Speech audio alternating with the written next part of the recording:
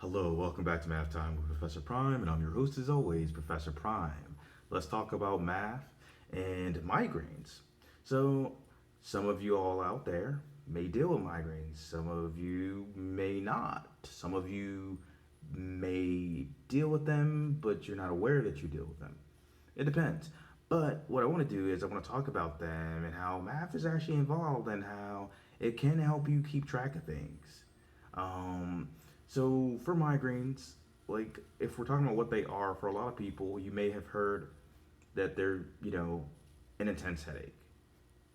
And it's like, I mean, yeah, but it's a little bit more to it than that.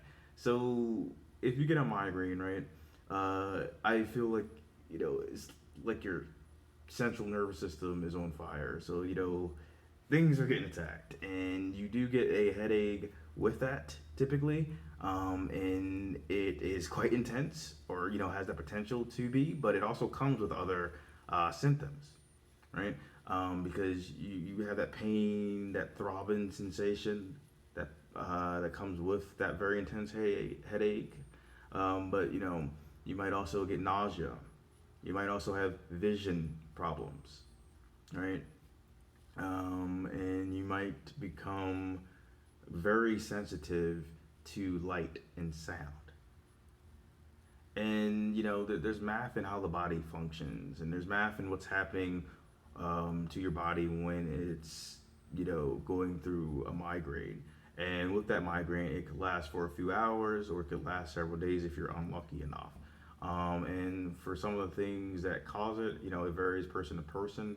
But in my experience, at least because I deal with migraines, what's caused them for me on some occasions, because sometimes you don't know.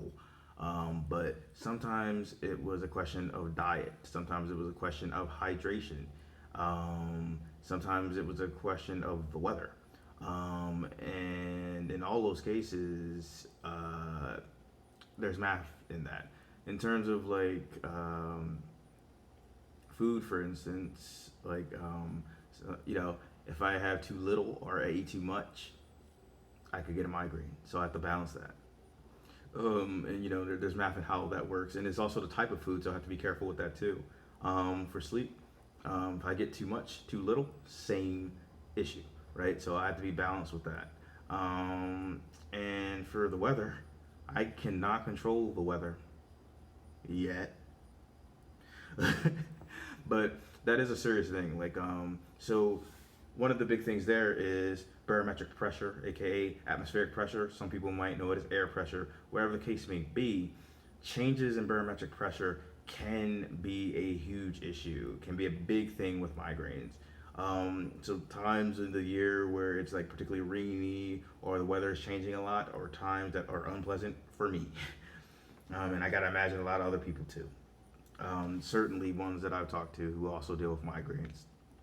And so, there's math in the weather, how it works, how it functions, flows, all that good stuff. Chaos theory is a big thing in terms of predicting weather.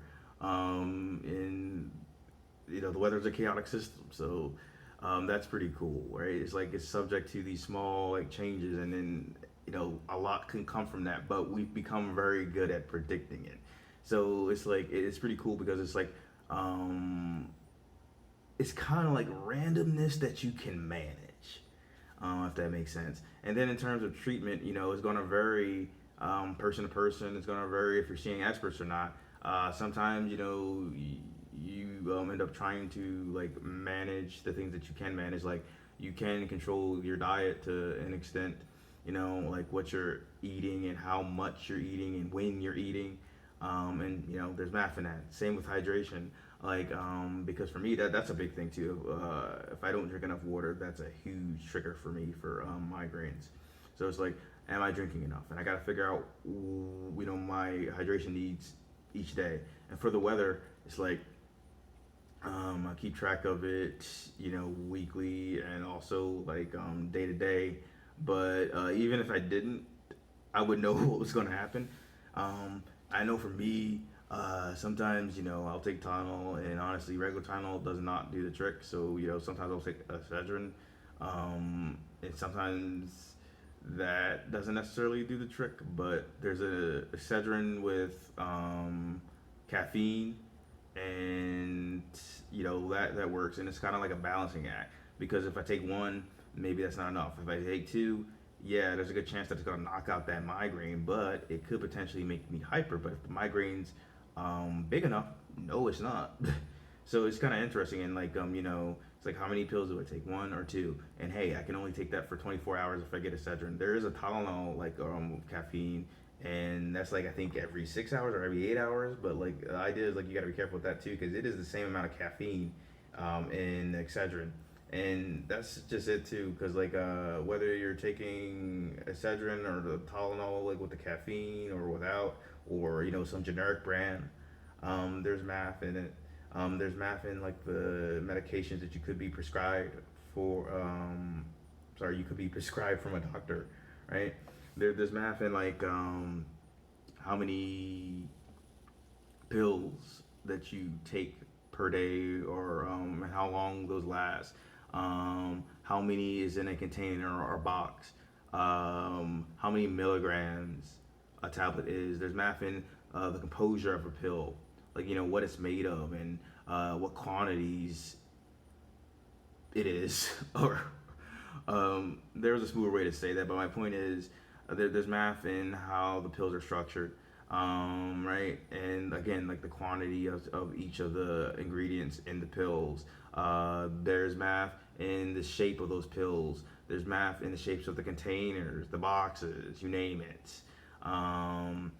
And then there are sometimes people will recommend certain vitamins, and with that, same thing, there's math in the amount, there's math in what they're composed of, because you have whatever is providing you that vitamin, but you also have other stuff to consider too in it. And different things are going to work for different people. And I would say do your homework, do your research, talk to a doctor if you need to, find out whatever you can to help yourself if you're dealing with migraines. And sometimes it's going to take some experimentation. The other thing is when you do get a migraine, sometimes people will get an aura where you'll have a period where you might get things that indicate that you're going to get a migraine. Like maybe your eye starts to twitch, or maybe things start to get a little blurry. So things along those lines to kind of indicate that a migraine is coming. And when you get an aura, it could be a chance to reverse things, to take action. Whatever the case may be, migraines, they happen, they're unpleasant, and it's not something that you necessarily associate math with, but the truth is math is everywhere and in everything. And it doesn't have to be a bad thing. In the case of migraines, you can use that to help, because you can use that to get a better sense of your body and the kind of things that you might need to help make yourself feel better. You could also be using that math to predict things. To close this video out, if you do deal with migraines, I am sorry. I deal with them too. I wouldn't wish them on my worst enemy. Okay, no, I would. Because, they would be my worst enemy. But I wouldn't wish them on most people. But seriously, if you have migraines, I hope you get help for them. I know they're not easy to deal with, and they can be tricky to identify, having.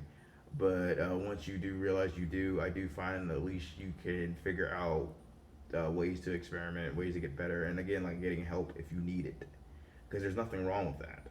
Either way, I hope you have an excellent day. Professor Prime out.